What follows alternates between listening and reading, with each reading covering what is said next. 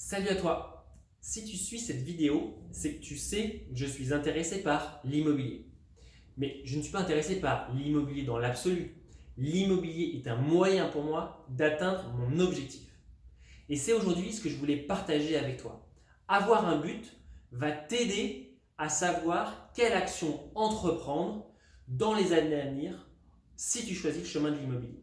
Donc moi, c'est vraiment cette expérience que je voulais partager avec toi. Donc on va voir aujourd'hui définir son objectif et le plan d'action associé. Il y a quelques années, avec ma femme, on avait 30 ans et on s'est dit comment on peut faire pour qu'à nos 60 ans, on puisse être indépendant financièrement, mettre à l'abri nos proches et gérer des projets sympas en parallèle de notre activité professionnelle. On a fixé un montant et ce montant il est arbitraire. Il peut varier d'individu en individu. Il n'y a pas de bonne valeur, 1000 euros, 2000 euros, 10 000 euros, ça changera selon les cas. Et moi, j'ai partagé le chiffre qu'on s'est fixé. Donc, ne te focalise pas là-dessus, mais c'est pour que tu comprennes la logique.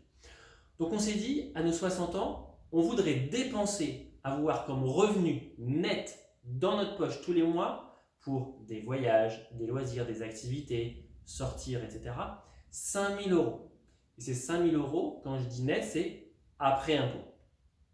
Et comme tu l'as compris, comme le chemin qu'on va prendre est celui de l'immobilier, on va sûrement avoir au cours des mois des charges à payer sur ces biens. Des travaux qu'on n'avait pas anticipés, des fuites, des réfections de façade, des toitures à changer. Et donc de manière arbitraire, on s'est dit 20% de nos revenus devraient être alloués aux travaux. Donc on s'est dit on va se mettre une petite poche de sécurité de 1000 euros par mois pour les travaux. Et donc ça c'est quelque chose qu'on ne va pas toucher, qu'on aura en cas de coup dur. Donc du coup, 5000 plus 1000, ça fait 6000 euros net qu'on aimerait avoir avec nos revenus passifs, c'est-à-dire les revenus des loyers, une fois qu'on aura fini de rembourser nos emprunts. Du coup, ces 6000 euros mensuels, c'est facile de les convertir annuellement, on multiplie par 12, et du coup ça veut dire 72 000 euros annuels. Mais est-ce que 72 000 euros de loyer annuel, ça correspond au loyer brut? Bien sûr que non. Du coup, combien il faut de loyer brut pour avoir à la fin, dans notre poche, 72 000 euros? Donc là, on a tâtonné un petit peu, on a pris notre crayon, une feuille, on a tâtonné, et en fait, on est arrivé à un montant de loyer brut de 120 000 euros. Donc, ce qui veut dire que la totalité de notre patrimoine doit générer 120 000 euros annuellement. On va passer les cas de figure où il y a des impayés, de la vacance locative. C'est simplement pour que tu comprennes le schéma. Et je n'ai pas fait plus compliqué que ça au début. Néanmoins, ces 120 000 euros, qu'est-ce qu'il va y avoir? On va avoir des charges. On va avoir des impôts, etc. Donc je vais te détailler un petit peu tout ça. Les impôts sur 120 000 euros, grosso modo, ils vont représenter à peu près 20% de la totalité de ses revenus. Donc on va venir déduire à ces 120 000 euros à peu près 24 000 euros. À cela, on va venir également déduire les charges des appartements. Tu le sais peut-être, il faut payer par mois par appartement, l'électricité des parties communes, le nettoyage, la sortie des poubelles, potentiellement un gardien, des frais d'ascenseur, etc. Ces frais-là, grosso modo, ils avoisinent les 10% des revenus. Donc on va de nouveau déduire 12 000 euros à ces revenus annuels. Mais il y a également ce qu'on appelle les taxes foncières, qui sont un impôt assez significatif que l'État prélève sur chaque bien qui nous appartient. Ça dépend des villes, cet impôt est très différent des régions, des villes où on achète. Mais néanmoins, pour la simplicité du calcul, on va les estimer à peu près 10% des loyers. Du coup, on va venir encore déduire 12 000 euros. Et donc, du coup, tu vois bien que quand on a nos revenus locatifs bruts et qu'on vient déduire toutes ces charges, on arrive à un montant de 72 000 euros, qui est le montant qu'on souhaitait avoir dès le début. Du coup, tu comprends bien qu'il faut avoir 120 000 euros de revenus bruts pour avoir au final 72 000 euros à dépenser tous les mois.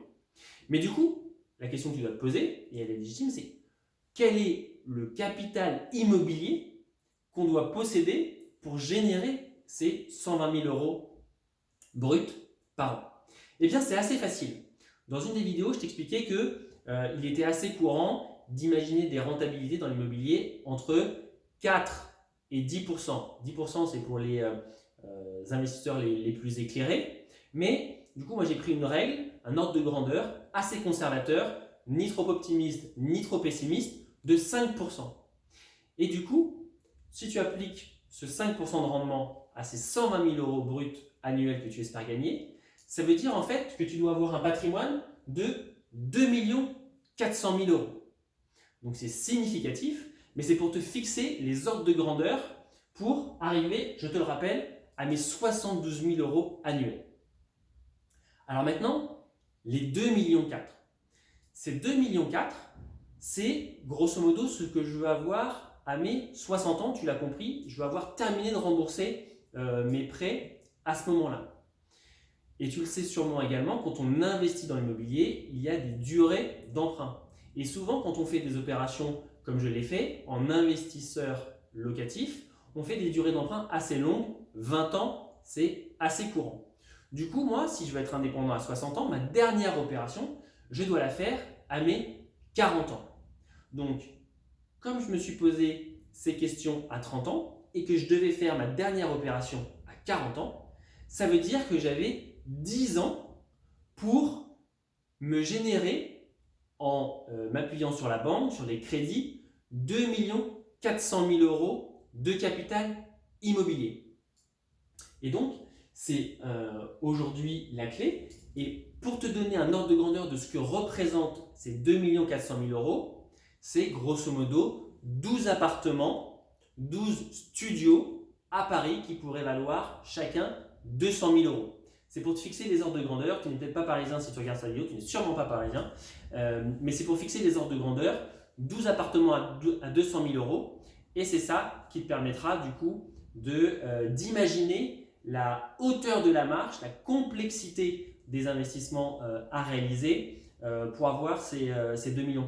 Alors ce chiffre 12, il est encore une fois arbitraire, ça dépend des achats que tu vas faire, et pour certains, pour certains ce chiffre va sembler assez facile à atteindre, pour d'autres très compliqué, mais vraiment l'important c'est que tu comprennes à peu près la taille de la marche à franchir avec des exemples, encore une fois 20 studios à Paris.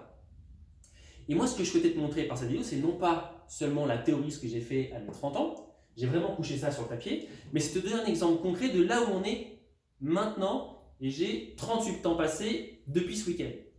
Donc grâce à des achats que j'ai faits, aujourd'hui j'en ai réalisé grosso modo 7 avec un montant de 228 000 euros en moyenne par bien. Ce qui veut dire qu'après 8 ans, j'ai réussi à réaliser des opérations pour un capital immobilier de 1,6 million versus les 2,4 millions que j'essaie d'atteindre.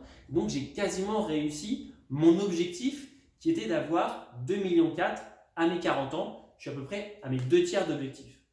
Donc là, tu vois que se fixer des ordres de grandeur, savoir où on va, et derrière régulièrement vérifier si on est suffisamment rapide par rapport à son plan, c'est quelque chose qui t'aide à avancer. Moi, ça m'aide. Je regarde très régulièrement ce type de graphique, je l'ai en tête, et ça me permet de me motiver tous les matins.